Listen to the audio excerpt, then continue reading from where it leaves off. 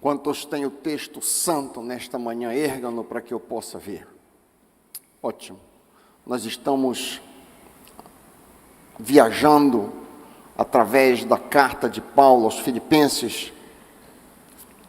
Nos últimos meses nós temos trabalhado uma longa sessão que vai do versículo 17 até o 30. A sessão como um todo é um bloco relativamente longo. E nas últimas semanas, nós temos trabalhado um subbloco, um bloco menor, que vai dos versículos 25, capítulo 2, Filipenses 2, 25 a 30. 25 a 30. Eu peço que você acompanhe e deixe o texto santo aberto diante de você. Filipenses 2, a partir do 25º versículo. Julguei, todavia, necessário mandar até vós Epafrodito, por um lado, meu irmão, cooperador e companheiro de lutas, por outro lado, vosso mensageiro, vosso auxiliar nas minhas necessidades, visto que ele tinha saudade de todos vós e estava angustiado porque ouvistes que adoeceu. Com efeito, adoeceu mortalmente. Deus, porém, se compadeceu dele, e não somente dele, mas também de mim, para que eu não tivesse tristeza sobre tristeza. Por isso, tanto mais me apresso em mandá-lo, para que, vendo-o novamente, vos alegreis e eu tenha menos tristeza. Recebei-o, pois, no Senhor com toda alegria, e honrai sempre a homens como esse, visto que, por causa da obra de Cristo, chegou ele às portas da morte, e se dispôs a dar a própria vida para suprir a vossa carência de socorro para comigo. Pai querido, fala aos nossos corações, abre o nosso entendimento, nos ajuda a entender, a compreender a Tua palavra, no nome de Jesus, amém.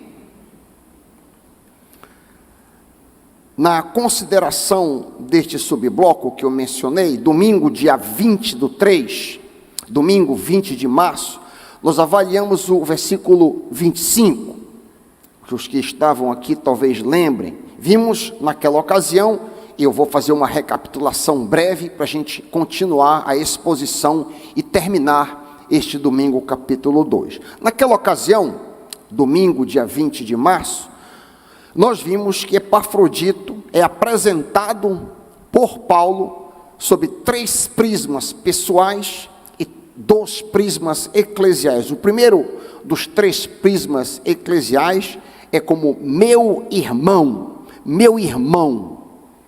no sentido de que, tal qual Paulo, Epafrodito também lutava para se santificar, para desenvolver a sua salvação. Nesse sentido, ele era irmão de Paulo, não como eu e você somos irmãos em Cristo, porque nem todo mundo que é irmão em Cristo luta na busca pela santificação, mas Epafrodito buscava isso. Ele também é apresentado como meu cooperador, no sentido que Epafrodito, junto com Paulo, Tito, Trófimo, Silas e outros, estavam interessados na evangelização, em cooperar, que outros buscassem ser santos, buscassem desenvolver a salvação. Filipenses 2, 12b. E por fim, no prisma pessoal, Epafrodito é apresentado como meu companheiro de lutas. A linguagem é bélica. Epafrodito também estava lutando contra principados e potestades, como Paulo fazia, para que pessoas não fossem escravas de Satanás e buscassem ser santos. Sob o prisma da igreja, Epafrodito foi apresentado primeiro como vosso mensageiro, elevado assim por Paulo a uma posição de dignidade especial. Este humilde servo era, aos olhos de Paulo, um apóstolon, um comissionado, um delegado dos filipenses, a quem Paulo havia recebido em Roma e quem Paulo tinha na mais alta conta. Finalmente, quinto, ele é apresentado como vosso auxiliar nas minhas necessidades. O apóstolo Paulo considerava Epafrodito um ministro da parte do Senhor, que havia trazido uma oferta generosa para ele, Paulo, mas também vendo como uma oferta a Deus. Prova disso tem em Filipenses 4:18, se a tua Bíblia está aberta em 2:25, passa uma página que tu vais ver a prova disso. Recebi o dinheiro e tenho abundância, estou suprido, desde que Epafrodito me passou às mãos o que veio de vossa parte, como aroma suave, como sacrifício aceitável e aprazível a Deus. Isso aqui nós vimos no dia 20. No dia 27, domingo 27, nós consideramos o próximo versículo, o versículo 26. Nesse versículo 26, volta para Filipenses capítulo 2, 26, nós vimos que Paulo havia enviado de volta o servo Epafrodito por duas razões. Em primeiro lugar, Epafrodito estava com saudade dos irmãos em Filipos. Em segundo lugar, ele estava preocupado porque os crentes filipenses haviam sabido de que ele tinha ficado doente e ele estava preocupado porque eles estavam preocupados com ele. Que amor, que exemplo genuíno de um coração amoroso. Da mesma maneira como você e eu temos saudade de um familiar, da esposa, de um filho, Epafrodito tinha saudade dos irmãos da igreja. Que maturidade, que crescimento. Oxalá possamos crescer desta forma também. Isso aqui foi o que nós dissemos nestes 2 domingos referidos. Agora vamos continuar no versículo 27. De volta para o versículo 27 comigo, 2:27. Com efeito, adoeceu mortalmente, se referindo a Epafrodito. Deus, porém, se compadeceu dele, e não somente dele, mas também de mim, para que eu não tivesse tristeza sobre tristeza. Para aí. Chama a nossa atenção, neste versículo, o fato de que o maior de todos os apóstolos, provavelmente um dos maiores crentes, um dos maiores cristãos que já pisou neste mundo, se coloca um tanto impotente diante da doença de Epafrodito. A descrição da gravidade da doença é bem forte. 27a, adoeceu mortalmente. Solta os olhos para o 30b, solta os olhos. Chegou ele às portas da morte. Gravíssima enfermidade deste homem. Diante de tamanha necessidade por cura de um santo, como que Paulo se comporta? Diante de tão grande necessidade pela cura, qual é a postura do apóstolo Paulo? Seria, eu vou te curar. É essa a postura do apóstolo Paulo? É assim que ele reage? Teria o apóstolo Paulo decretado a cura do servo Epafrodito? Está decretado a tua cura. É assim que ele age? Teria o apóstolo Paulo dito, eis que te digo, meu irmão, tua cura está selada em nome de Jesus? Enquanto eu refletia nessas posturas tão comuns em alguns meios, eu me lembrei de um áudio que eu recebi de uma pessoa que mandou para mim, na minha segunda internação de Covid, dizendo que a minha Covid, a minha doença era ilegal. Eu nunca tinha ouvido falar de ilegalidade enfermal. Eu nunca tinha ouvido falar disso. Mas é muito interessante a postura de alguns irmãos, de algumas igrejas, que agem decretando, declarando, de maneira um tanto autoritária, por assim dizer, a cura de fulano, cicrano e beltrano. De que forma Paulo reage diante de tão desesperada e urgente ameaça de morte? Olha comigo 27b e c. Deus se compadeceu dele, e não somente dele, mas também de mim, para que eu não tivesse tristeza sobre tristeza. De maneira nenhuma vemos Paulo agir de forma como alguns irmãos que decretam cura, como eu disse, repreendem enfermidade e expulsam doença. Qual é a base desta suposta autoridade? Em outras palavras, de onde vem o ensino que o cristão pode decretar curas, repreender enfermidades indiscriminadamente? De onde vem? Qual é a fonte disso?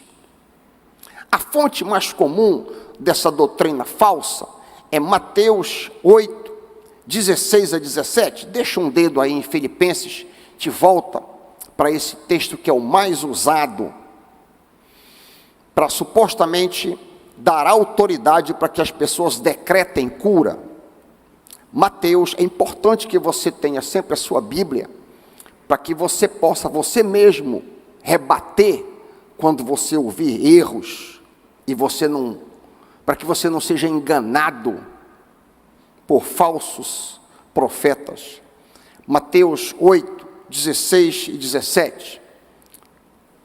Lemos: ao cair da tarde, trouxeram a Jesus muitos endemoniados, e apenas com a palavra expulsou os espíritos e curou todos os que estavam doentes, para se cumprir o que foi dito por meio do profeta Isaías. Ele mesmo tomou as nossas enfermidades e carregou as nossas doenças. A citação aqui é Isaías 53, versículo 4, parte A. Isaías 53, 4, parte A, lá diz exatamente isso. Certamente ele, Jesus, tomou sobre si as nossas enfermidades e as nossas dores levou sobre si. Alega-se que, da mesma forma como Jesus carregou os nossos pecados na cruz, ele também carregou as nossas doenças na cruz. Consequentemente, da mesma forma, isso aqui eu estou apresentando o argumento falso, tá? Consequentemente, da mesma forma como eu tenho os meus pecados perdoados pela fé, e aí vem o gancho, assim também eu tenho as minhas doenças saradas pela fé. O argumento é bonito, porém falacioso. Por qual motivo? Porque quando o evangelista Mateus cita Isaías 53, 4, Jesus não havia ainda sido crucificado. Quando Jesus está curando, abre aspas, todos os que estavam doentes, se cumpriu o que foi dito por meio do profeta Isaías. Naquele momento, ele tomou sobre si as nossas enfermidades. Em outras palavras, as inúmeras curas que Jesus operou durante o seu ministério é cumprimento de profecia. Este cumprimento é pontual, aconteceu ali na Palestina, aconteceu antes de Jesus ir para a cruz. O texto diz, ele tomou sobre si, ele carregou, não no sentido que ele recebeu sobre si as inúmeras enfermidades, lepra, cegueira, etc., mas sim no sentido que ele baniu doenças ao seu redor, curando todos os que estavam doentes. É claro que Jesus também carregou os nossos pecados na cruz. Isso é profetizado na parte B de Isaías 53, 4 em diante. Se você acompanhar, ele falou da cura e ele fala também com relação ao pecado. Isaías 53, 4b. Contudo, diz o profeta, nós o consideramos castigado por Deus, por ele atingido e afligido. Ele foi transpassado por causa das nossas transgressões, foi esmagado por causa dos nossos pecados. O castigo que nos trouxe a paz estava sobre ele, e pelas suas feridas nós fomos curados. Curado aqui significa curado da pena do pecado. Curado da pena do pecado. A lei de Deus foi aqui satisfeita. O véu foi rasgado e a porta da salvação, a cura do pecado foi obtida. É necessário ter muito cuidado com ensinos errôneos que podem arruinar a tua e a minha fé. Se você equiparar cura de doenças com cura de pecado, você pode se desesperar quando você não for curado. A teologia da prosperidade, prosperidade física, prosperidade financeira, prosperidade por felicidade, prosperidade por bem-estar, essa teologia é falsa e diabólica. Pastores que ensinam essa teologia são enganadores, são falsos profetas.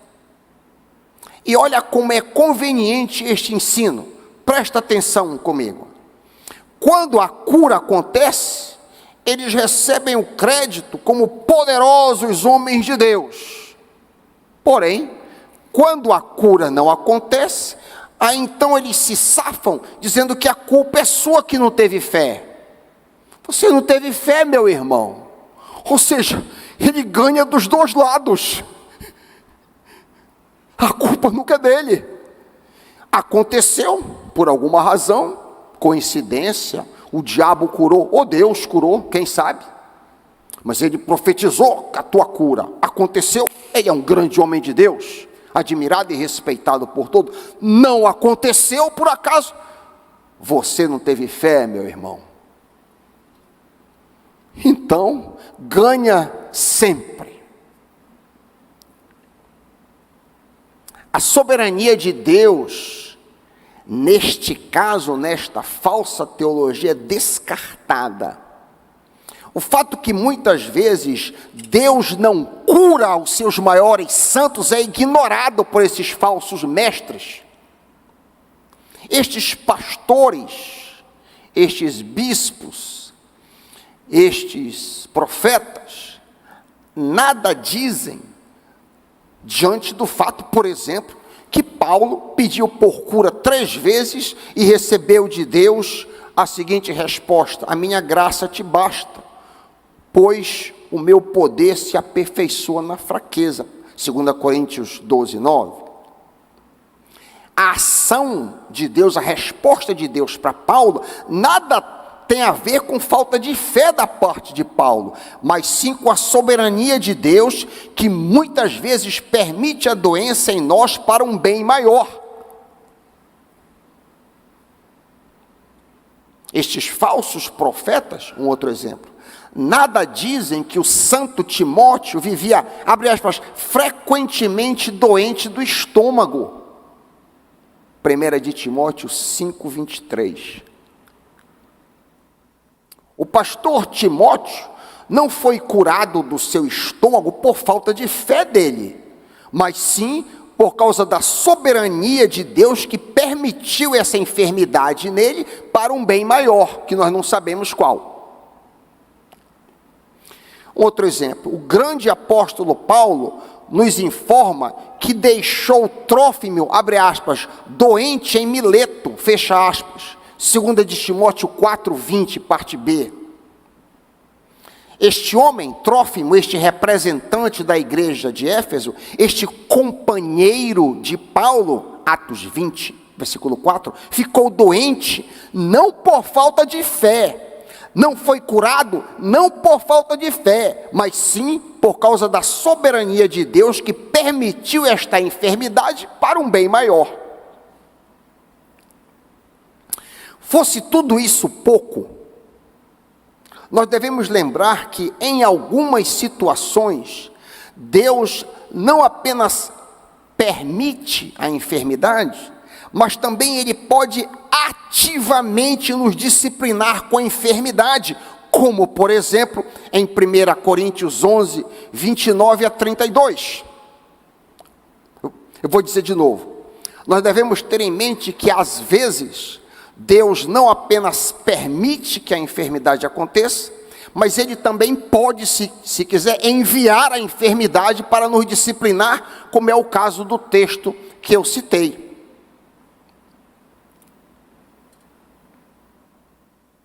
O Pai pode nos disciplinar de várias maneiras para o nosso bem, como nós lemos, por exemplo, em Hebreus 13, 5 a 11.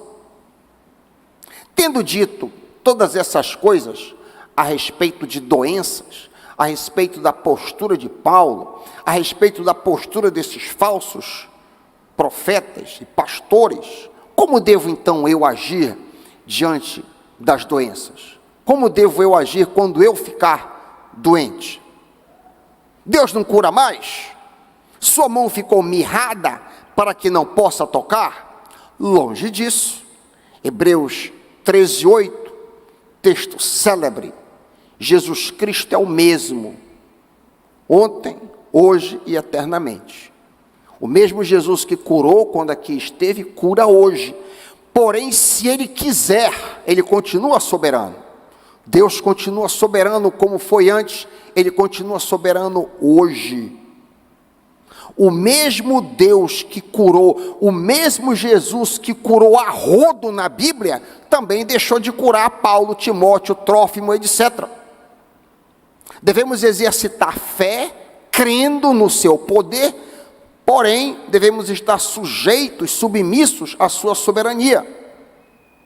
Quero dar 2 exemplos. Um exemplo, digamos, positivo, um exemplo bom, e um exemplo negativo, um exemplo ruim. Um exemplo bom. Estive numa situação no Hospital Belém, eu e a minha esposa, fomos visitar uma senhora moribunda. Eu não via nenhuma expectativa daquela senhora levantar da cama, uma situação gravíssima, muito grave. Sonda, com os dejetos do intestino vindo pela sonda, uma situação gráfica, dificílima. E ela ali, semi-morta, começamos a orar pelaquela senhora, isso aqui é coisa positiva. Começamos a orar pelaquela senhora, e de repente, eu me senti tomado pelo Espírito. Ora pela cura. E oramos ali, Senhor, levanta. E a minha oração inicialmente foi uma oração um tanto hesitante. Mas me senti tomado, Senhor, levanta a tua filha em nome de Jesus. Orei ali. Passaram as semanas, não sei, várias, 6, 8 semanas. Um dia eu estou aqui, essa senhora entra com uma bengala. Ressurgiu dos mortos, por assim dizer. Deus curou aquela senhora. Por outro lado, fiz uma longa campanha de oração durante um período da vida da minha mãe contra determinadas enfermidades que assolavam a minha mãe. Orei, nada. Minha mãe nunca foi curada daquelas enfermidades pelas quais eu orei insistentemente. Por quê, pastor Raio? Não sei, me submeto à vontade do Senhor. A nossa postura, resumindo, é uma postura que crê que Deus pode curar. Você não deve orar se você não crê, porque aí você está insultando o Senhor. Se você está sentindo falta de fé diante de um quadro, Senhor, me dá fé agora, para que eu tenha a capacidade de crer. Ou, se a situação for, você acha que é impossível, olha, meu irmão, eu não vou orar aqui porque eu não estou crendo que a tua situação pode mudar. A nossa postura sempre, se possível, deve ser, Senhor, me dá fé para que eu ore pela recuperação deste enfermo. Todavia, como disse Jesus, não a minha, mas a tua vontade. E nós sempre sujeitos, em última instância, à vontade de Deus. Essa deve ser a nossa postura. E não, eis que te digo, decreto a tua cura. Isso não é bíblico, nem é a postura do apóstolo Paulo. Paulo tinha uma fé gigantesca, mas também estava sempre pronto a se submeter à vontade de Deus. Esta sujeição, muitas das vezes, redundava em situações de muito desconforto, perplexidade e tristeza para o apóstolo. O que é que aconteceu com o enfermo Epafrodito? Lança os olhos outra vez, Filipenses 27, B e C. B e C, olha a postura. Deus se compadeceu dele, e não somente dele, mas também de mim, para que eu não tivesse tristeza sobre tristeza. Parafraseando, Deus teve misericórdia do meu conservo e o curou, Deus também teve misericórdia de mim, para que eu não ficasse mais triste de ver um servo morrendo, depois de ter arriscado a sua vida para vir me ajudar aqui em Roma. Eu estou parafraseando o contexto inteiro. Vocês, irmãos filipenses, estavam tristes de terem ouvido a doença do amigo Epafrodito. Ele, Epafrodito, também ficou triste porque vocês ficaram tristes. Eu, Paulo, afinal, fiquei triste com toda esta situação. Por fim, o Senhor o curou, abre aspas, para que eu não tivesse tristeza sobre tristeza. Embora um homem comum, um servo sem nenhum destaque, a morte de Epafrodito iria significar a perda de um obreiro preciosíssimo, um santo exemplar, tal qual Timóteo, tal qual Lucas, tal qual Tito, Silas e outros guerreiros na evangelização do Mediterrâneo. Graças a Deus, Deus o curou. 28 comigo. Tanto mais me apresso em mandá-lo, eu vou inserir, de volta para Filipos, 28 comigo, para que, vendo-o novamente, após tanto tempo aqui em Roma, vos alegreis com sua cura, e eu, Paulo, tenho menos tristeza. Mandar Epafrodito de volta poderia suscitar entre alguns crentes murmuração de que ele poderia ter ficado mais tempo com Paulo. Afinal, foi com este objetivo que ele havia sido enviado inicialmente. Nós podemos presumir que a igreja dos filipenses havia separado e comissionado este irmão para que ficasse servindo o apóstolo durante todo o seu período de encarceramento. Além disso, além deste serviço, tudo indica que eles haviam enviado uma oferta generosa, como o próprio Paulo sinaliza em Filipenses 4,18, que nós já lemos: recebi tudo e tenho mais que suficiente. É bem verdade, por outro lado, que havia também alguns irmãos que ficariam alegres ao saber do retorno de Epafrodito, da cura de sua enfermidade. Ficariam felizes de vê-lo de volta. Mesmo assim, é provável que alguns dos irmãos que tinham se disposto a levantar o dinheiro, comissionar o servo, enviar Epafrodito, não o recebessem de bom grado. Não o recebesse de bom grado. Antecipando esta possível reação, o sábio apóstolo diz nos versos 29 e 30, acompanha comigo, 29 e 30, recebei-o, pois, no Senhor, com toda alegria, e honrai sempre a homens como este, visto que, por causa da obra de Cristo, chegou ele às portas da morte, e se dispôs a dar a própria vida para suprir a vossa carência de socorro para comigo. Duas coisas são ditas com relação à atitude que os filipenses deveriam ter na chegada de Epafrodito de volta na cidade de Filipos. Em primeiro lugar, este homem deveria ser recepcionado não de qualquer maneira, mas no Senhor, com toda alegria. Ele estava voltando não simplesmente por causa de saudade, não simplesmente por causa da sua própria vontade, não simplesmente por causa da vontade de Paulo, mas também pela vontade do Senhor, como diz o texto. O resultado disso é que todos deveriam se alegrar no Senhor pela volta deste obreiro são e salvo. Dito isto, toda possível reclamação cai por terra que os filipenses poderiam, porventura, fazer. Em segundo lugar, ainda quanto ao tipo de atitude que a igreja dos filipenses deveria ter na chegada de Epafrodito, eles deveriam, abre aspas, honrar sempre homens deste tipo, fecha aspas. Por qual motivo deveria ser honrado? Acompanha comigo, 30. A NVT deixa claríssimo, 30. Porque arriscou a vida pela obra de Cristo, esteve a ponto de morrer enquanto fazia por mim o que vocês mesmos não podiam fazer. Ninguém na igreja em Filipos poderia acusar Epafrodito de falta de perseverança ao apoiar Paulo. Vês que o apóstolo mesmo está mandando que eles honrem aquele servo. Que contraste nós vemos aqui entre Epafrodito e Demas, por exemplo, que no segundo aprisionamento de Paulo em Roma, vai abandonar o apóstolo por causa do amor a este mundo, segunda de Timóteo 4:10. Epafrodito não amava o mundo, não amava nem a própria vida, tendo estado a ponto de morrer enquanto servia Paulo. Que tremendo exemplo de servo foi este homem comum, esta pessoa ordinária, este crente, como qualquer um de nós.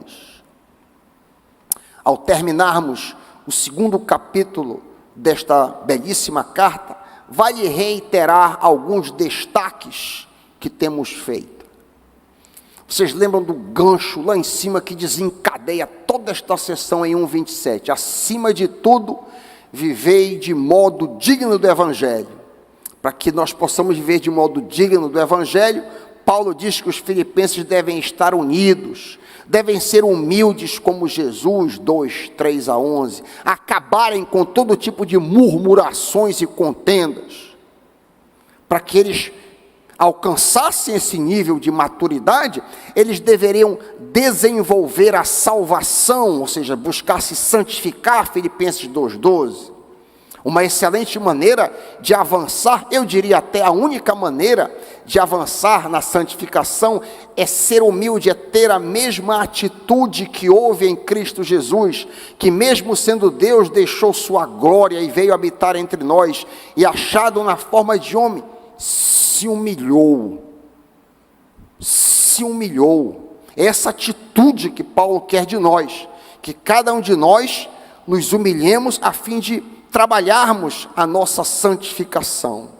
Porque o padrão é tão alto, Paulo parece apresentar uma medida tão alta que nenhum de nós consegue alcançar. Ele coloca 3 homens que alcançaram, que estavam vivendo essa realidade. Ele mesmo, Paulo, padrão, depois ele coloca Timóteo, padrão, e por fim ele coloca este homem, Epafrodito.